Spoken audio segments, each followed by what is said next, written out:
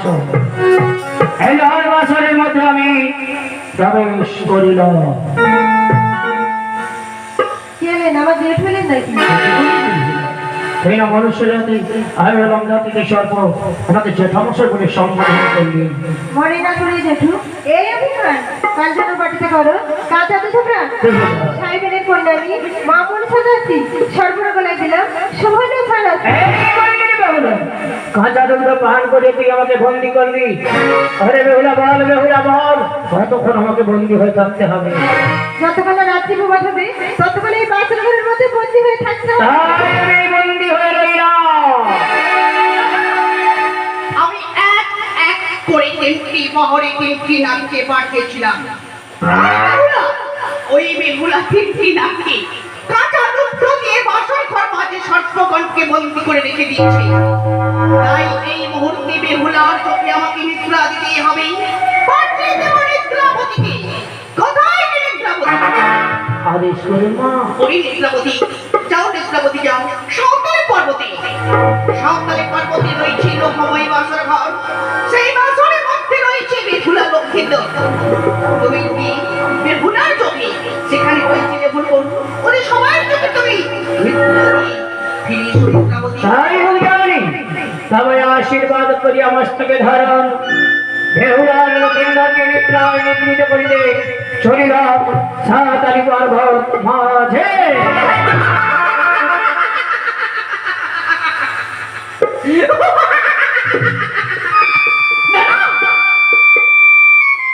আর মাত্র একটি পহর রয়েছে। এই শেষ পহরে আমাকে লক্ষ্মীন্দরকে দংশন করতে হবে। তাই এই মুহূর্তে আমি পাঠিয়ে দেব আমার সেই কালে নাগিনীকে।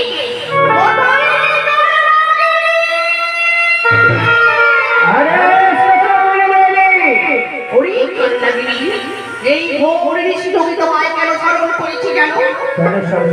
তোমাকে যে আমার হয়ে যেতে হবে সাঁওতালি পর্বত মাঝে। সাঁওতালি পর্বতে রয়েছে লোকময় বাসর ঘর, সেই বাসরের মধ্যে রয়েছে বেহুলা লক্ষ্মীন্দর। লক্ষ্মীন্দরকে দংশন করে ফিরে সুকাল লাগিনি। আশীর্বাদ করব আমি যেন সাঁওতালি পর্বতে মহার বাসর ঘরে লক্ষ্মীন্দরকে বিনাশ করে ফিরে আসতে পারি।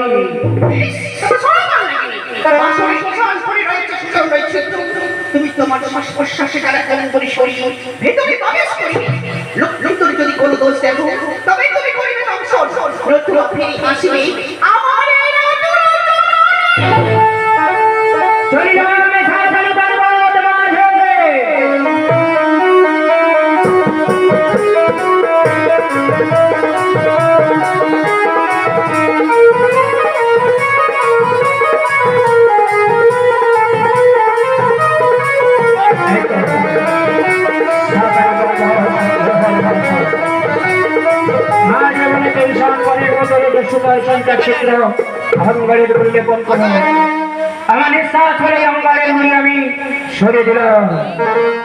এবার আমার বিশাল দেহতে সুতার সঞ্চার করে আস্তে আস্তে করে আমি এই বাসরের মধ্যে প্রবেশ করিলাম।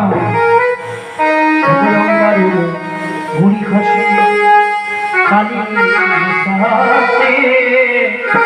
সুতার সঞ্চারে কালিনী ওই বাসরের প্রবেশ।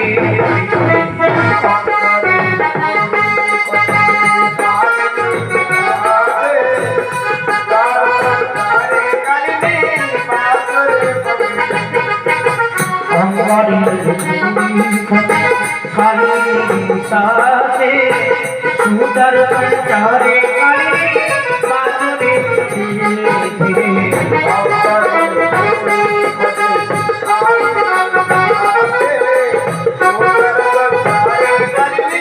बासुरी प्रवेश करलो देखालो लगी राधाए राधाए रूप বসালো ভঙ্গি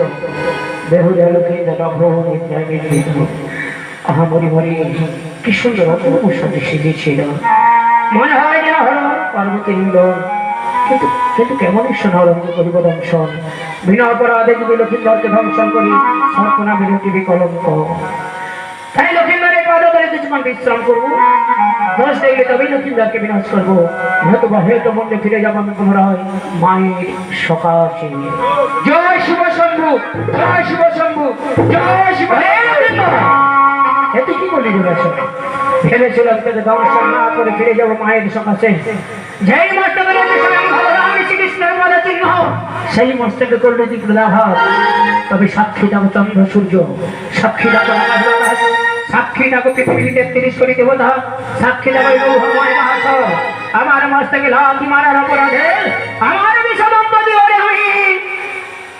দংশন করলাম বিষদন্ত দিয়ে গাড়ি গো